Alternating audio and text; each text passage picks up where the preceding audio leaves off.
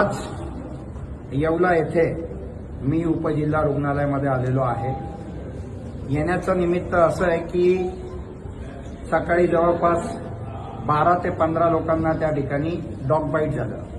कुत्र्यांनी त्या ठिकाणी चावलं आणि कुत्र्यांनी चावल्यानंतर हे 12-15 लोक या ठिकाणी हॉस्पिटलला आले. परंतु हॉस्पिटलला आल्यानंतर जे काही इंजेक्शन त्यांना अपेक्षित होते ते इंजेक्शन या ठिकाणी उपलब्ध होऊ शकलेले नाहीये आणि म्हणून त्यातल्या बऱ्याच लोकांना प्रायव्हेट हॉस्पिटलला त्या ठिकाणी इंजेक्शन मारून घेतले. ज्यांची परिस्थिती होती त्यांनी इंजेक्शन मारले इतपत ठीक आहे, पण ज्यांची परिस्थिती नव्हती ते लोक आज असेच घरी निघून गेले निराशापोटी. मग याला नेमकी जबाबदार कोण आहे? आणि कुत्रे चावल्यानंतर नेहमी आम्हाला या ठिकाणी यावं लागतं आणि इंजेक्शनसाठी संघर्ष करावा लागतो. हे किती दिवस चालणार आहे? आणि म्हणून माझं आपल्या माध्यमातून प्रशासनाला सांगणं आहे की हा प्रश्न तुम्ही कधी मार्गी लावणार आहे? हे इथल्या लोकप्रतिनिधींचं अपयश आहे मी असं सांगेन. तुमच्याकडनं प्रश्न सुटत नसतील तर आम्ही कलेक्टरला निवेदन देतो. कलेक्टर साहेबांना आम्ही सांगतो.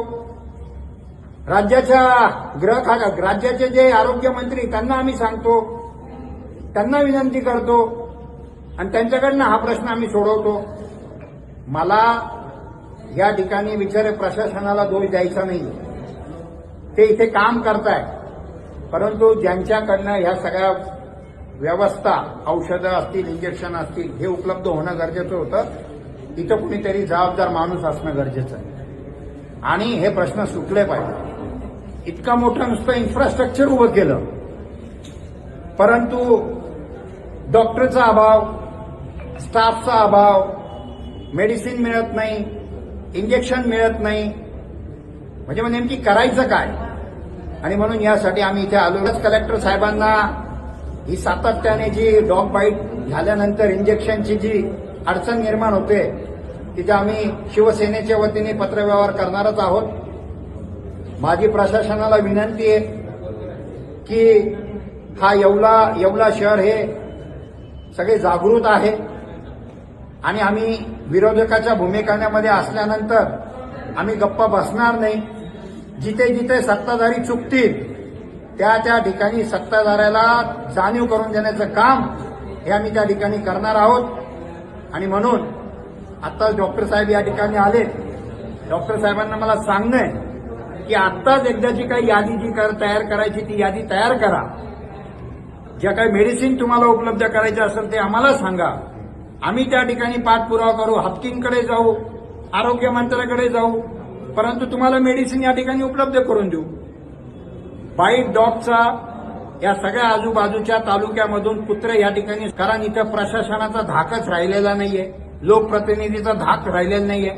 कोपरगावचे कुत्रे येवल्यात, वैजापूरचे कुत्रे येवल्यात, मनमाडचे कुत्रे येवल्यात, आता याच्यानंतर श्रीरामपूरचे कुत्रे येवल्यात, शिर्डी, सगळेच. याच्यानंतर जर डॉग बाईट जर झालं तर आम्ही एखादी प्रायव्हेट टीम लावू आणि अर्धे कुत्रे नगरपालिकेत सोडू आणि अर्धे कुत्रे उपजिल्हा रुग्णालयामध्ये आणून सोडू. हे माझं तुम्हाला स्पष्ट सांगणं आहे.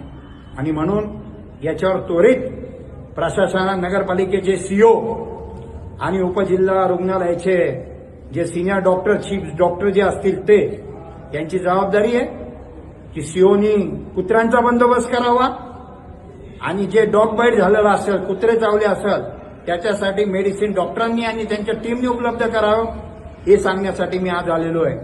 इतरही बाबतीमध्ये मेडिसिनचा इतका अभाव आहे. लोकांना आता घशाची साथ चालू आहे. लोकांना त्या ठिकाणी वातावरण बदलतंय, आज पावसाचा वाढताय, पण म्हणाव्या त्या मेडिसिन लवकर उपलब्ध होत नाही. याची दखल त्या ठिकाणी घ्यावा, एवढंच मी अद्याप आपल्या माध्यमातून सांगतो. आणि याला इशारा समजावा एवढंच मी सांगतो आणि थांबतो. आपण आलात, मीडियाने या ठिकाणी काय हे बघा, आता नगरपालिकेचा फिल्ट्रेशन प्लांट किती सुंदर आहे बघा. म्हणजे काय परिस्थिती आहे, कोणी कधी विचार केला का याच्यावरती? आम्ही साई बिल्डरचा विषय, शिक्षकाचे इथलं पाणी आहे, आम्ही बोलायला गेलं का सत्ताधाऱ्यांचे पोट दुखतात, त्यांच्या पोटामध्ये गोळा येतो आणि मग सांगतात की राजकारण करतायत. तर मला तुम्हाला सांगायचं आहे, हे अनेक प्रश्न असे आहेत, हे मार्गी लागणं गरजेचं आहे. आमचं एवढंच म्हणणं आहे, आम्ही विरोधाला विरोध करणार नाही, आम्ही सत्तेची बाजू त्या ठिकाणी मांडणार आहोत आणि धन्यवाद.